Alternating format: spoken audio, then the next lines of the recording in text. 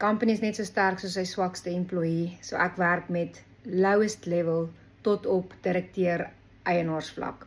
Ek leer die mense die stappe wat hulle moet volg en die tools wat hulle nodig het om daai dryf in hulle persoonlike lewe weer terug te kan kry, sodat dit hulle beïnvloed en later inspireer om meer produktief by die werk te word.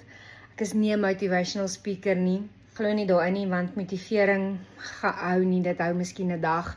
Wat hou is struktuur, dissipline en jou doelwitte wat jy vir jouself stel, maar hoe kry jy jou mense en dalk jouself? Baie eienaars kom stak by 'n plek waar hulle naderhand nie meer weet hoe om geleenthede te implementeer nie. Hulle begin self 'n glass ceiling bereik wat hulle nie weet wat hulle moet verander om meer te kan doen of meer te kan kry eers nie. Hulle begin ook dan hulle eie potensiaal te onderskat en self geleenthede te mis om hulle eie besigheid te bevorder.